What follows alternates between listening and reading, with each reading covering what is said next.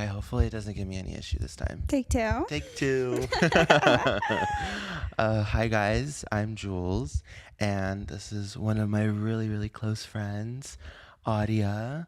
And today we are going to be talking about dreaming again and what that looks like, resurrecting your dreams for all of those creatives out there who, you know, want to do big things but feel like they have very little ability to do so. I feel like this is going to be a very beneficial, uplifting episode for you guys.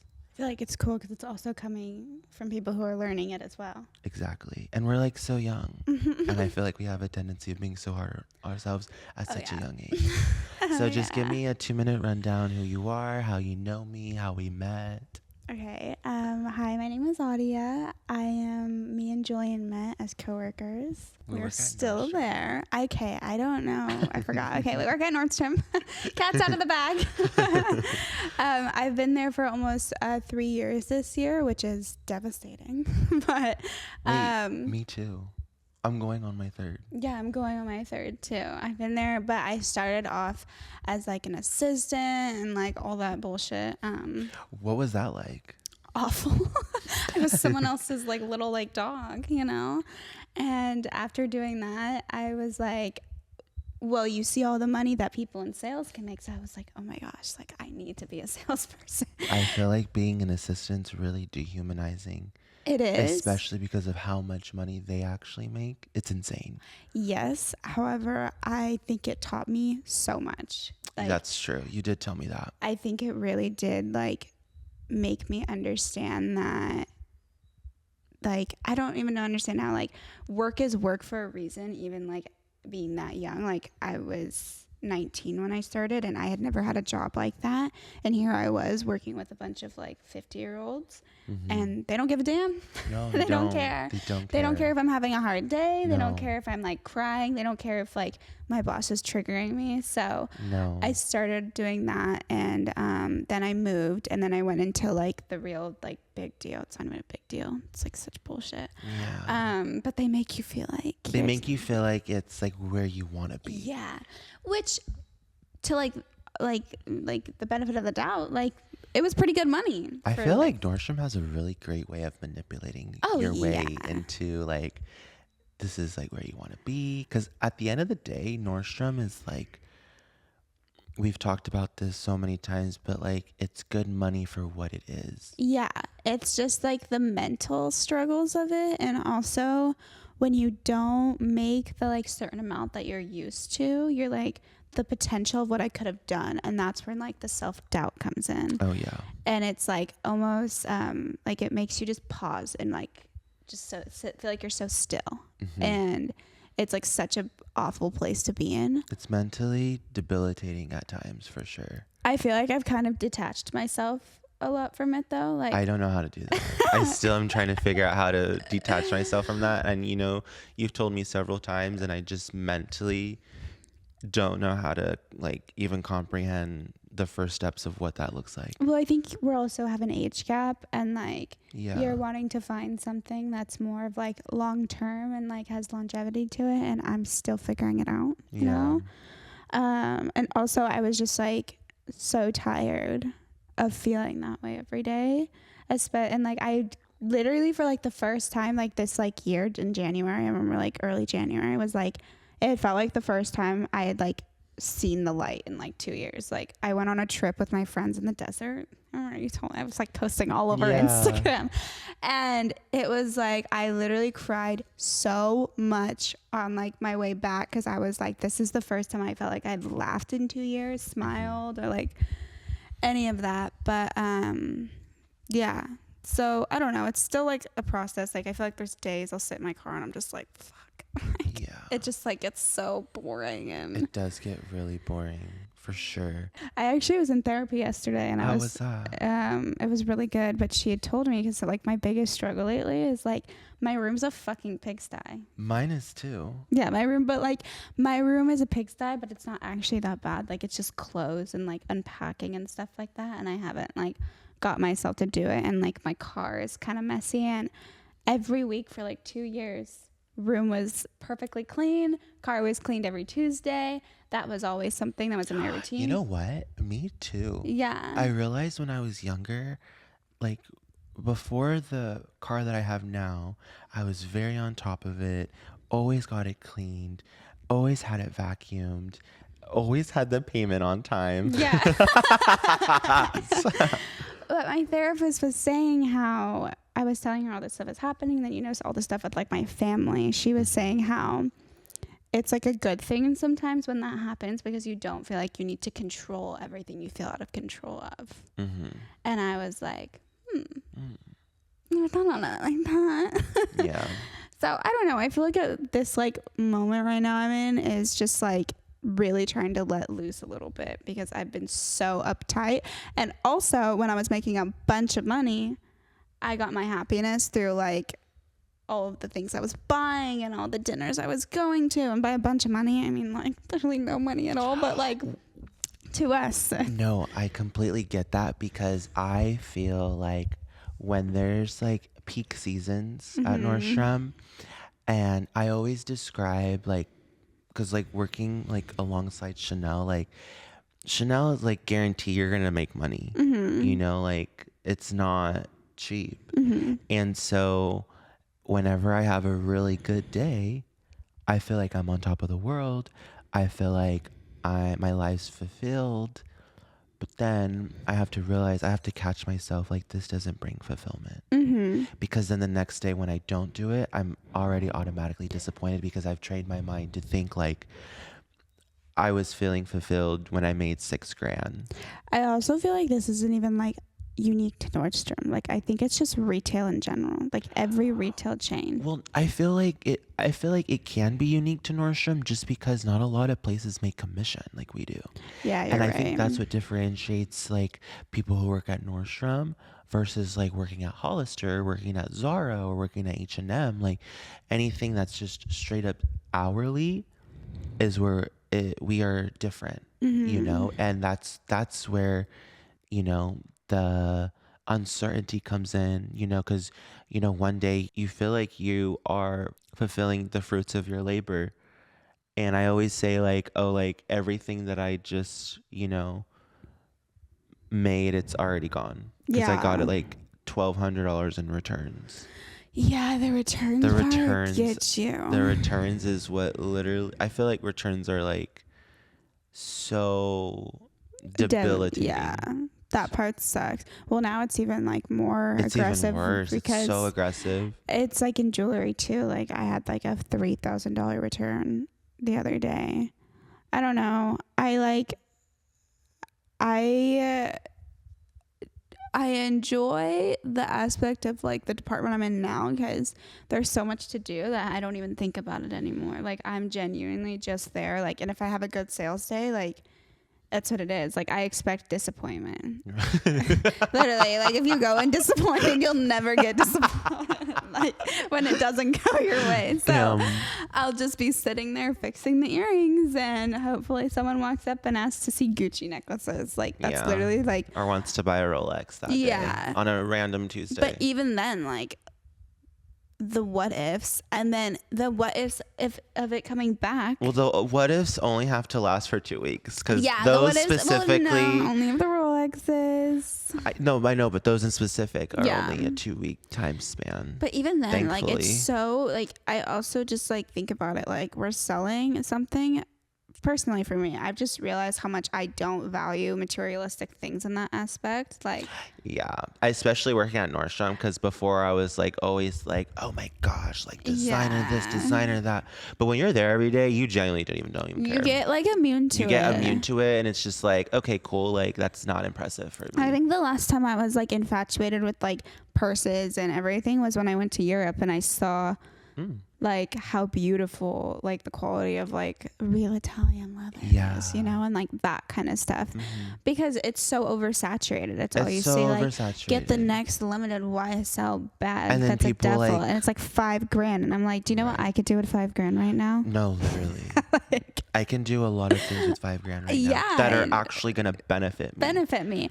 But some people deserve that. Like they worked their hiney off, and that's like I have to like try to like humble myself because I get these thoughts where I'm like, God, these people. But then I'm But also, some people like, oh yeah, are just given. It's just given to them. they're scammers at Nordstrom. There's so many scammers. They just come in and buy and then they return the next day. They wear it once and then they freaking return it. Back to dreaming. Back to dreaming.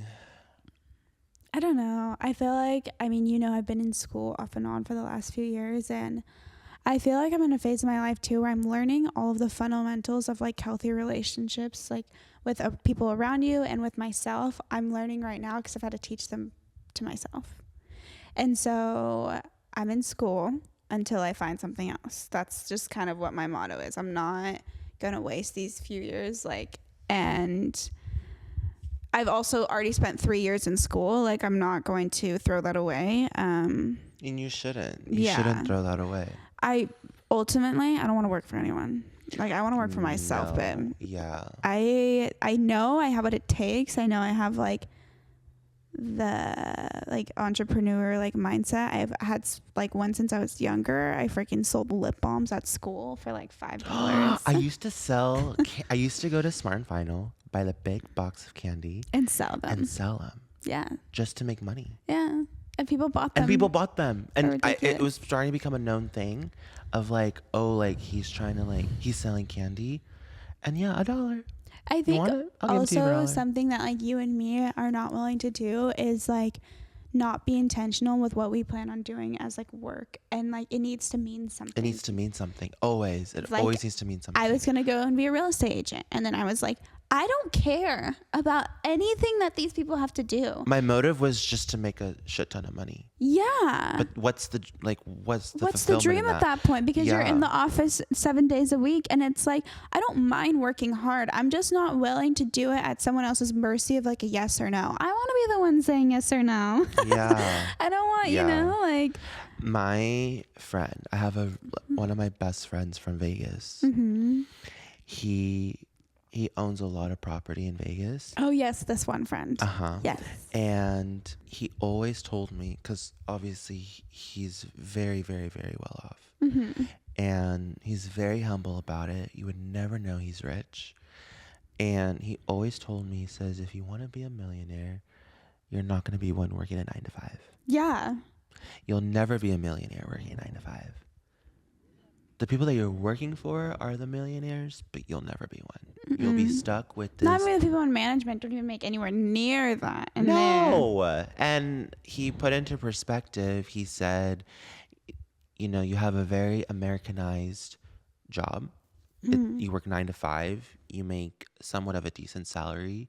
You cap out, and there's no more room to grow. Yeah. And essentially, if you are someone in control of your own salary and your own income, the opportunities are endless of how much you can make. Mm-hmm. But it's just finding, well, how am I going to do that? Mm-hmm. What am I going to do to get to that point? Yeah. What do I have to sell to get to that point? I remember, and this is when I was in the church. Mm-hmm. I remember I went to a conference. It was called something creativity. Mm-hmm. It was a creative conference. And I went by myself. I went all the way to Reading. You've heard of Bethel Music, right? Yeah. Yeah. So I went to Bethel Church. Wow. By myself. Wow. I was obsessed with this church. Still really love that church. And love their music. Love the way they preach the gospel. At the time, I was really, really, really into fashion. I was going to fashion school. I was in the fashion program. And at the time, I had dreams of working to be a buyer for Nordstrom. Oh my goodness. I remember you telling me about this. And so I, really wanted to get inside of like where I'm supposed to be, where I'm supposed to go. And just meeting all of these creative people really just awakened this fire in me to be like, okay, you know what? These people are just as hungry as I am. Mm-hmm. Like, I want to like do this. And obviously like I was like, well, I want to do this like if this is like the Lord's will, and I kind of just went for it. It was an amazing experience. I went for 4 days. And at the time, I wanted to create my own clothing line first. And so I was getting insight on that, and I was getting vision of what I wanted to name it. I was getting like revelation of, what I wanted the clothing line to be about, its purpose. And I wanted it to like, in a way, have this like amalgamation of like my testimony with the brand itself. And I feel like during COVID, everything just kind of went to shit. Like everyone's like motives, everyone's dreams. You were a full on adult when COVID hit. Full on adult. I was 23. Or no, I'm so sorry. Well, I was 20. You're like 20 and 21. I was like 17. Really? Damn. Yeah. Something that's really cool and like inspiring that like you do is like, I love that you try everything. That's something I really struggle with, is really putting myself out there. I'm like terrified of failure. Me too. And not even like terrified of failure and like I just am like, what's the point? It's gonna fail anyway, because that's just like, I was raised in that kind of I don't know, negative mindset. And that's something me and my therapist, not even to bring that up, but like I've been really trying to talk to her. I'm like, how do I just try things? Like, how do I just like detach myself from like just doing things and having fun? And if it fails, it fails. But I don't know how to do that, and I feel like I'm learning. I kind of look at people's history of like how successful they are now, but I knew there was a story. And I knew that there was a lot of failure, and I knew there was a lot of like that's what everyone says, like you have to try until you fail. And I feel like I have all the right things to say, and like I know that I mean them all, and like I stand by them. When it comes to myself though, oh my gosh, I can't apply any of it. But that's always been my purpose though. Like I was the one who said all the right things and did all the right things when I was like, it's weird. It's like weird because I feel like I'm realizing why I'm this, like the way I am, without trying to be like mean to myself about it. Like I'm really trying to unlearn the self hatred that's been like embedded in me for so long. And like, it's like a really, I don't even know how to describe it. It just like kind of leaves you staring off sometimes. Like, wow, I can't believe I think that's how, like, way about myself. And then everyone around me is like, you're so amazing. You're blah, blah, blah. Like, and you don't believe it. Right. I'm like, thanks. Yeah. I feel like having people that are like-minded, it really helps to motivate you. Because there's certain things that I go to you for specifically, where I know I'm going to get the advice that I need, versus telling someone who is not going to give me either what I want to hear or what I need. Yeah. Like, I come to you when it comes to like conversation about being uplifted, about career or dreams, or, because I think like I have really big aspirations, but I'm not trying to tell someone who's going to have this realistic mindset of like, how are you actually going to do that? Like, you can't do that. Like, who's very like complacent with understanding like a dreamer's perspective. Like, I believe anybody can do what they want to do if they just actually start doing it. Yeah, and if they believe they can. That's such a big thing. You have to believe that you can do it. Yeah, and I feel like that's something I'm genuinely learning. A small example, when I was little, I got a Rubik's Cube, and I didn't know how to solve a Rubik's Cube, and I was like, I'm gonna like literally take the time, research, practice all the algorithms. And I remember my stepmom at the time, she specifically said, like, you got a Rubik's Cube, like, you're not gonna be able to solve that. And then you made it your mission. And I literally made that my mission, not only to prove her wrong, but to prove myself that, like, well, no, I am going to solve it, because one, I'm motivated, I'm determined, and I'm very optimistic on, testing my own ability to do something. And I did. Yeah, And she was quiet when I solved it. I said, hello? Of course she was. I'm like, hello? Of course she was. That's one thing too, is like, one thing I've learned in working in this job too is that The adults are not adults. No. They are actual children. And that is something you have to like teach yourself not to let bother you and kind of adopt this. I don't give a damn. You know my fair share of stories there and like it should be called Nordstrom High. Yeah, like Nordstrom literally. High School it's literally a high school. And I've had my fair share of problems. I've had my fair share. Not even saying that I'm innocent in all of them. But at the end of the day, I'm 19 or 20 or 21. Yeah. These people are what? 25 and up? Like no, these people are legit 30. Yeah, like it's ridiculous. Yeah, they're legit like 30 years old. And this is the stuff no one tells you. No, of course they're not going to tell you that.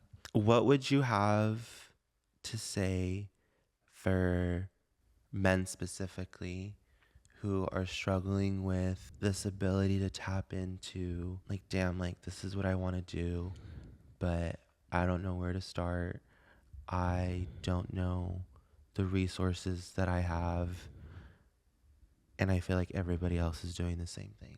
I feel like one thing that a lot of men like struggle with too, that like goes into that, is it's okay to like learn your emotions and learn what they mean to you, and it doesn't make you any less manly. It doesn't make you, you know, all these things that like society like puts on you. And also women have their fair share of issues with that too, but I feel like with men, they have to like really digest what they're feeling and what they want, and not what society says is like normal. You know, a lot of guys are supposed to be the provider, all these things, and do their like 9-to-5 things. And like, what if that's something that they don't want to do? Like, what if they don't want to have a family? What if they want to, you know, like, and that's totally fine. Kind of like it's totally fine for women. But I just feel like something that a lot of men don't do is like realize how important their emotions are to them, and how like it doesn't make you any less of like a man. Does that make sense? Yeah. I see like my boyfriend, and he went to the Coast Guard for 4 years, and he just got out, and he's trying to like figure out what he wants to do with his life. And it's been really hard for him because he's like, I had it all together. I did all these things. Like I'm supposed to be here. And I'm like, yeah, but you went away and you didn't think about anything for 4 years from your like 18 to now. And that is so crucial and important. Like men can't just shut that off. It will lead into other things. That's why there's so many issues with like men being like abusive in certain ways, because they don't know how to express their emotions and like effectively communicate when something's wrong. I feel like men have a tendency of abusing themselves too. Yeah. Like mentally. And I feel like they let their egos get to them. That is like the problem, is the egos that like come from men that come from like nothing, just come from pure insecurity. Their own insecurities is what keeps them back too.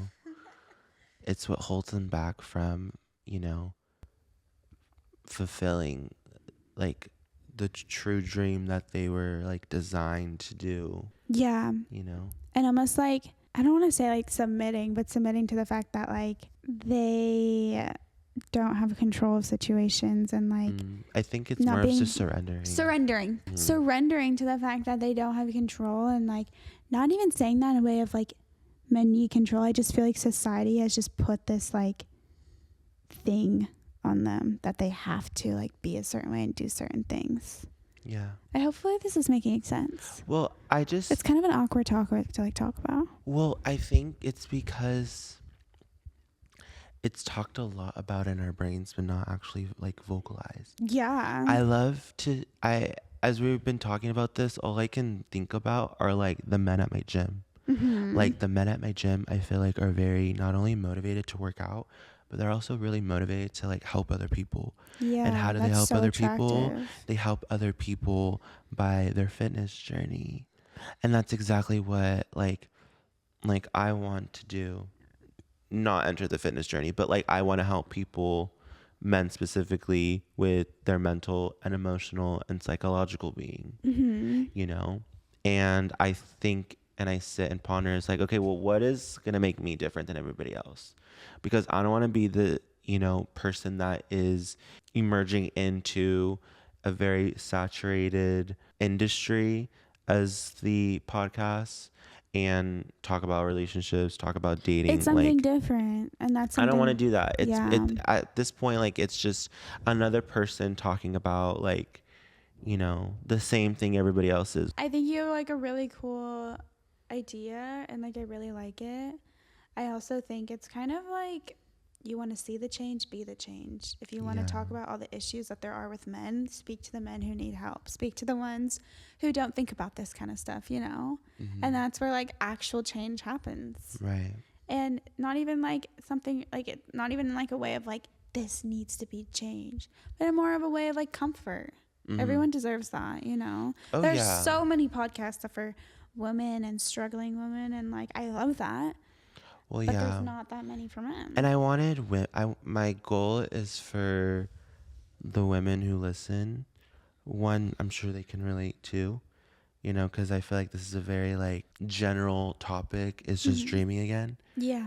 But I feel like women struggle to understand their men. 100%.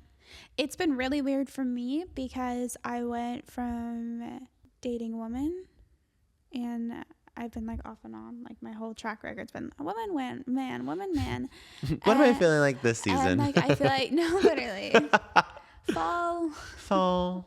Gay not. But I think this is the first like person I've ever like genuinely loved, like with every inch of my being. Like I adore this man. I want to understand him. Yeah. And I really do feel like I have done a really good job and not like deflecting and really taking accountability of like where I can be better and do better. And I'm proud of myself for that, because I feel like that's not talked about today. It's not like a look in the mirror. It's so crazy because obviously my mission is for men to, one, understand themselves, and I want women to understand men. So if women understood their men, even if their man can't understand themselves, it can help them have that person to connect with. Mm-hmm. And because I remember when I was dating my ex-girlfriend so long ago, she knew a lot about emotional, mental health. She knew a lot about like psychology and the way that men work and the way that women work and how we were designed. And in a way at the time, like, I took it as like, okay, well, I'm supposed to know these things. I'm supposed to lead us, and you're supposed to like submit to me type of deal. But when I look at it now, I'm just like, she was helping me, and she was the building blocks of where I am at today, mentally, mm-hmm. emotionally, and psychologically, because it was a precursor of like what I was supposed to know in the now. Yeah, 100%. Because I was not in tune with anything. I suppressed a lot of feelings. I didn't process anything. I didn't know how to process anything. Well, it's not really like the common thing to do. It's not the common thing to do. And a lot of guys are just very like, their brains are just kind of blinked out, because they don't know where to start. Mm-hmm. Because they were taught that you don't need to. It's just so cool to like actually be able to like hear these words and like understand them, rather than coming from like a like yeah kind of perspective, mm-hmm. because I feel like me growing up with like my issues with my dad and stuff, like I really had a hatred for men for a really long time. Yeah. And I still think it's like kind of in me a little bit. But like not even purposely, just like that's what's embedded in like my trauma. But to like see the issues and like actually talk about them, and I don't know, I just really enjoy hearing about like what you have to say about it. I feel like if your emotional and mental health isn't stable, then it's going to be very, very hard for you to comprehend or even sit down to process what you want to do in terms of like longevity. Yeah. I feel like you also have to be like open to that idea in general. I saw this quote on Pinterest. It was like, what if it doesn't? But what if it does?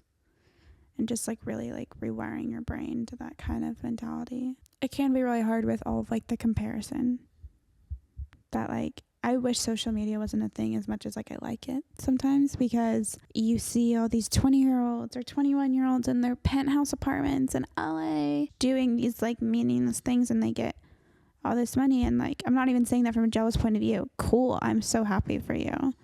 But then you sit here and you work your hiney off and you're like, what am I doing wrong? When you're not doing anything wrong. Yeah. You know? But I don't know. I feel like at the end of the day, everything that like I've been through, everything that where I've worked has all happened for a reason, because I am really proud of who I am and like how hard I've worked to be this version of myself. I was just thinking about like what motivates me to want to keep moving forward with like fulfilling like my own dreams. You just kind of have that in you. Like, I feel like it's like that way or the highway. Obviously, like you were a big factor of why I, felt really motivated to start dreaming again. But have you ever heard of Christine Quinn? Mm-mm. She was one of the actresses on Selling Sunset, like that blonde skinny girl. Yeah, I know. I know. Do you know who she is though? No, I don't know who she is, but I know the show. Okay, well, she's no longer on the show, but she made this book, and she wrote a book about how to be a boss bitch. And pretty much it's a whole book about how to, start manifesting and dream again. What you like, and I always think back to like your childhood, like when we were children, that's all we did was we dreamed about being a police officer, we dreamed about being a firefighter, we dreamed about, whatever it may have been, a nurse, or, the more practical, a lawyer, Yeah. whatever. And I think as we get older, we had this tendency of losing that childlikeness in us. Oh, yeah. We allowed people's opinion to start dictating our decision making. We allowed the world's opinion of, you can't do that. How are you going to do that? We allowed their doubt to become our doubt. Yeah. And I think that caused us to normalize ourselves in this very American way of living of 9 to 5, 401k, save it for what is it called? Retirement. And we just become in this rut of, I'm not getting where I want to be. It's also like talked about like graduating high school, like you're going to go to college and you're going to go do this and you're going to get a business degree and then you're going to go be an accountant and then you're going to, or like a marketing or whatever it is. And that's not everyone's dream. That's not everyone's dream. And don't get me wrong, that's why I have the thing, like if I don't have anything else going, I'm going to do school until I have something else that's going to like push me. Yeah, I've never felt the need to like, I need to go to school to be a doctor. I need to do this. It's always just been more creative. And that goes with like my fashion, like I used to paint a lot. I used to do jewelry and all these kinds of things. And that was never like talked about where you can make something out of that, which is dumb. Right. And if your dream is to be a doctor, good for you. Literally bust your ass off in school. Yeah, period. And be a doctor. That is like, because I need a doctor, obviously. So I need you to be my doctor. Yeah, he does. I need you to be my nurse. Like look at Rana. Yeah. We have a friend that also works with us, and she is busting her ass off like no other to be a nurse. And the whole nursing program that's going to be me if something else comes along. That I feel like is the most arduous like program you could ever get into. Yeah. It looks 1, terrifying, 2, so complex, 3, mentally draining. I wish I would have been able to do it during COVID. Like imagine the schooling nurses had to do, because one of my family friends, she went to nursing school during COVID and it was all online. barely had to go in like classes and everything like that, and like, but that's such a cop out, you know. But why? Yeah, that's literally a cop out of me saying that. However, like, do you see how tired she looks just to go? And then she comes back from LA to work like, at Nordstrom and deal with customers. But she does it like a champ. But that's what I'm saying. She's also 27, right? That is true. Like, she's a worlds away from like this is. She's used to this. Yeah. I forget that I'm so young working with all of you guys, but Clarissa's the same age as me too. Mm-hmm. So I just know that there needs to be some sort of shift in allowing people to know, like, your time is now.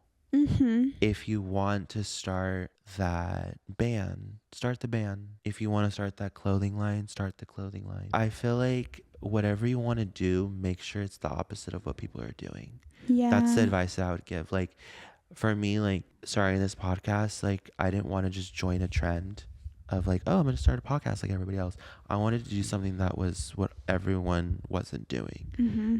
And I don't really feel like a lot of people are talking about men. No.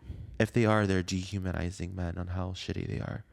Great. Some of them are. Great. We acknowledge they're shitty, but like, what are we going to do to change that? Yeah, that's what I'm saying. That's why I said I was really liked your like perspective, because like everyone wants to talk about fuck men, all this stuff. And it's like, yeah, a lot of them do suck. Where are we going to like actually try to see why they suck? Because they don't all suck at all. No. I found myself the cutest, sweetest boy I've ever met in my life. And I'm so like in love with him and obsessed with him.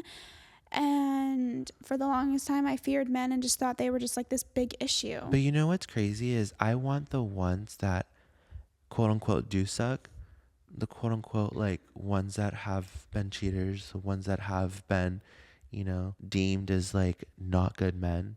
Yeah. Those are the ones that I want to watch, that I want them to listen to this. 100%. That's what I'm saying. I'm not saying like start a new breed of humans. Like, no, like literally, like we're here to like revive. We're here to like awaken hope and knowing like, okay, like, yeah, you've done some pretty messed up things in life, but it's time to like get your ass up and like start doing better. What's like, the word reconcile? Is it reconcile? Reconciliation. Yeah. Like, it's time to reconcile all of the brokenness. Exactly. And I feel like that, of course, 100% can be in alignment with your dreams. Mm-hmm. You know, whatever you want to do. Obviously, you need steady income, which is why we're still at Nordstrom in the meantime. Yeah, trying to get a job anywhere else. It's just like ridiculous. What is meant to be is meant to be. You're supposed to be here for a reason. You wouldn't have gotten this inspired to do all this if you were living at your other apartment going out all the time. You know? Mm-hmm. Is that not like, do you think that's crazy for me to say? Like, no. You had to come here to get inspired. It's crazy because like, obviously, like I don't really go to church that much like I used to. And even though my relationship with the Lord isn't how it used to be, I know exactly what he's doing. Yeah. And I know him really well. And because I've built that bond with him, I knew exactly when I was moving back home, I knew exactly what was going to happen. It was going to be a pruning season for me.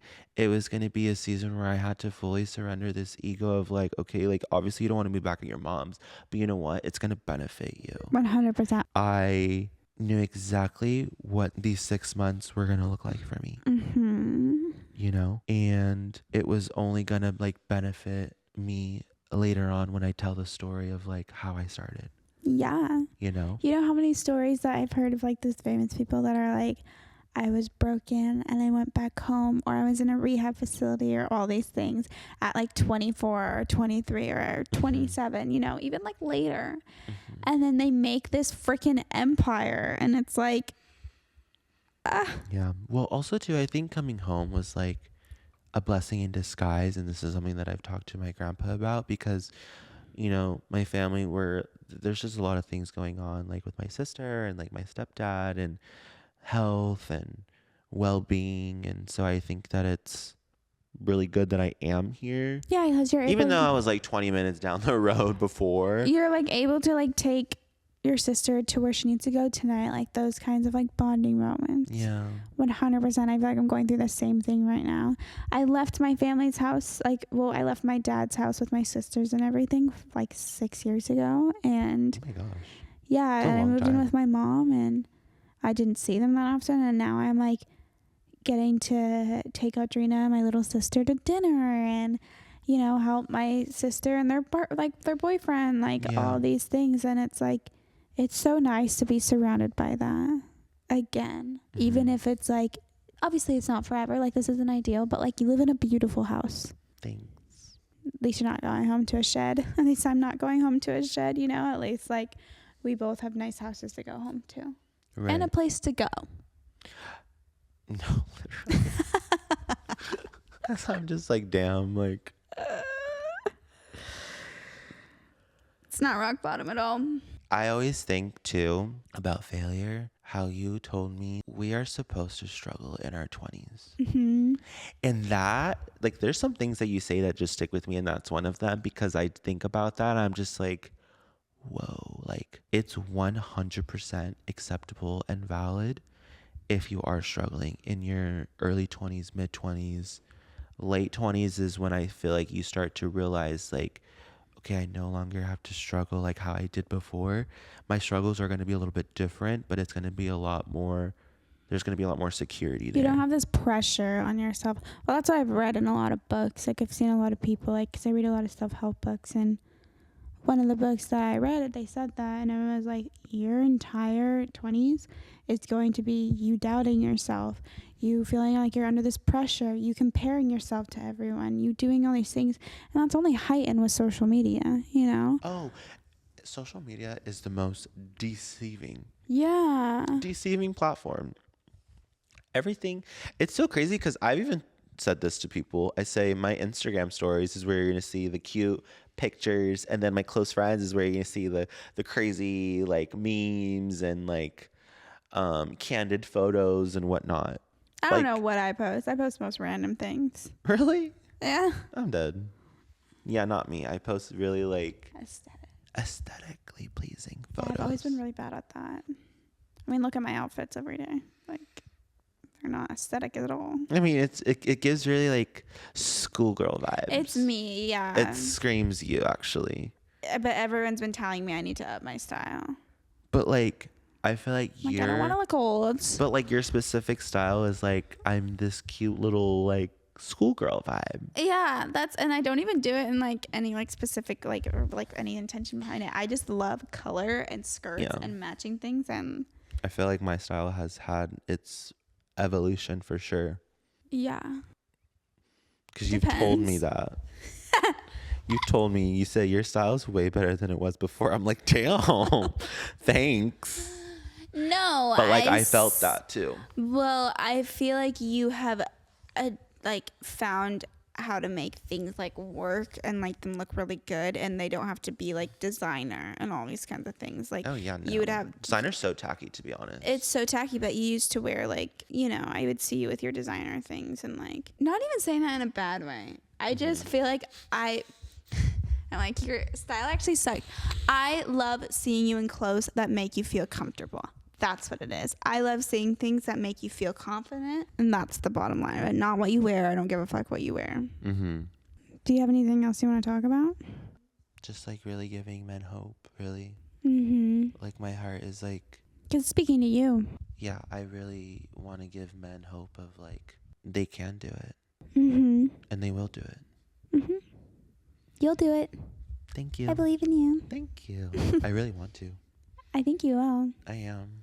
I don't necessarily want to be a public figure, but I want to be an influence to people. I know how to be an influence to people in my friend group, and how that like really benefits them in a positive way. And so I want to be able to use that as my platform for other people. Now, I don't know where it would take me, but I'm willing to ride the ride. Don't get canceled. I know, seriously. I just want you to look at this as like, this is what brings you joy, not what's going to bring you out of what's making you unhappy right now. And kind of use that like perspective, don't give up on this, because I believe you can do something really cool with this, and I love the way you think.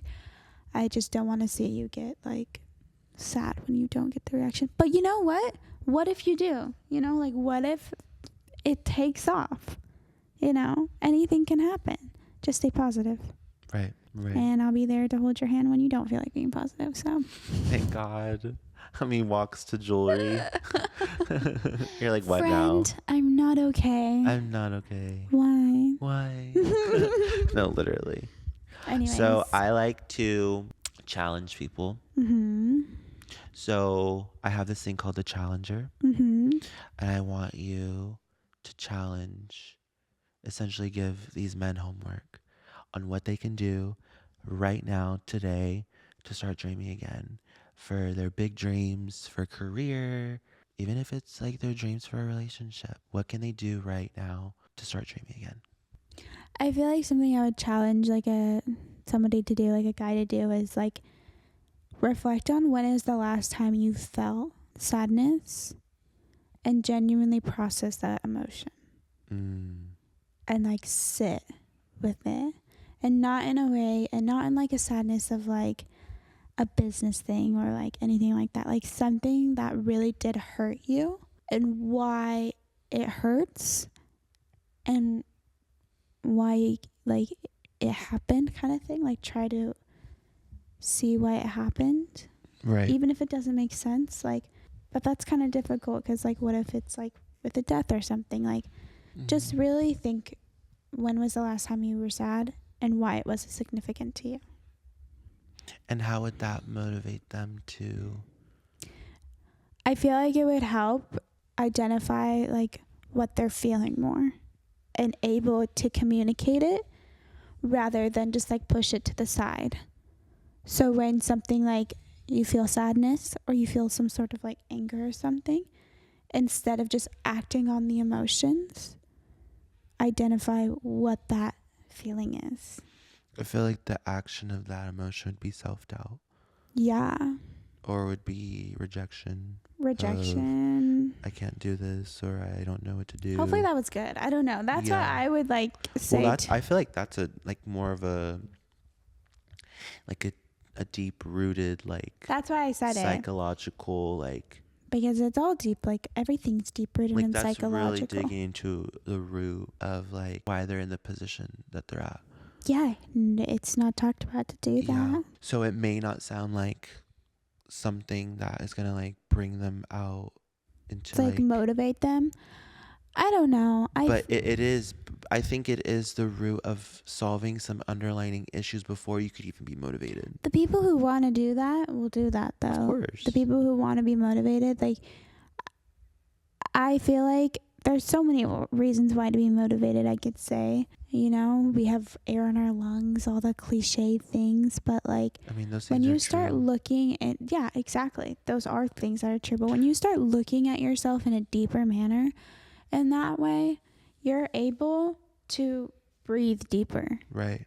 I feel like I wish I could tell that to my dad, like those kinds of things where he is the way he is because of not looking in his emotions, not feeling the things he didn't want to feel.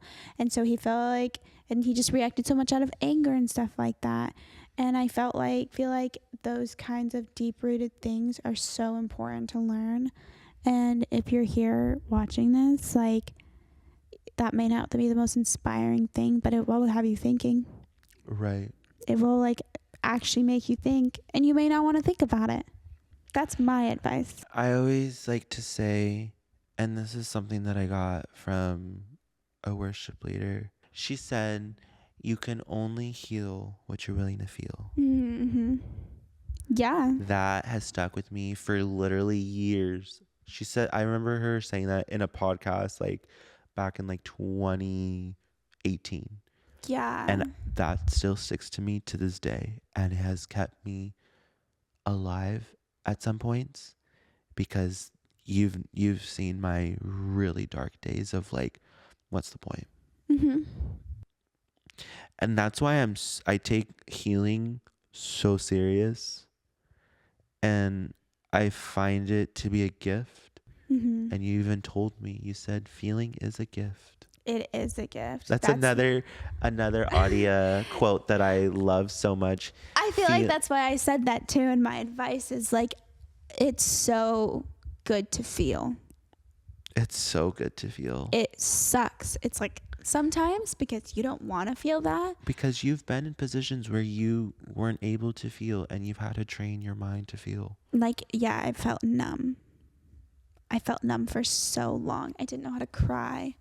Like, I didn't know any of these things. I didn't know what made me sad. I just wanted control. Well, the plus side for any guy who is struggling with feeling like they're in a rut of career or feeling like they don't know the direction they should go in a relationship or with like a family member, if you're feeling some sort of way, that's already a win. Yeah. Because some people don't, and they go their whole lives without acknowledging like these deep feelings. So if you're feeling some sort of way, that's already a plus. That's already a plus because you've have been tapping into your emotions. It may not be, the way that you want it to be, but just know that you are on the right track. Yep. And so I think for me, my challenger would to sit down, and I love to write everything down. Write down what your biggest aspirations are, like what you want to do. Like I have some crazy things on my like manifestation list. I start off with things that I have now. Yeah. And things that I have manifested that I have now. Yeah. Things that I have prayed for that I have now. And I'm grateful for that because I feel like gratitude is the gateway to his glory. So being grateful for what you have now, and then what are you going to excel in? Not what you're going to strive for. We don't need to strive. We just need to start excelling in what we want. We start claiming it as, oh, we have this. I don't see it, but I'm going to see it. Yeah. So start writing down like what you do want. How are you going to get there? And if you don't know how you're going to get there, then just write down what you're going to manifest. When you write it down on paper, you're already going to start feeling the motivation. You're already going to start feeling fulfilled. Yeah. Because you're going to start training your mind like, oh, like I can do this. And if I'm going to write something as crazy as, being in a Gucci show or helping set up a Gucci fashion show, then I'm going to do that. Exactly. And then go to Milan and find yourself a cute Italian man, and maybe he's in the fashion industry. Spain. Huh? Spain. Remember Spain? Spain. I love Spain. Can't wait for you to go back there. Oh, I'm going back. Single. Oh, God. Single is crazy. It's beautiful. Single is beautiful. Singleness is a gift, too. It is the gift. That's for another topic. I'll literally title it Singleness is a Gift. 100%. Well, I hope you guys enjoyed this podcast, and I'll see you guys in the next one. Thank you for coming. Yeah, I'm so happy to be here. I hope it was actually good. I don't know if I said, I feel like, I don't know. I hope it was actually helpful. Oh, yeah, it was helpful. Okay, cool. You're the best. Thank you. Love you.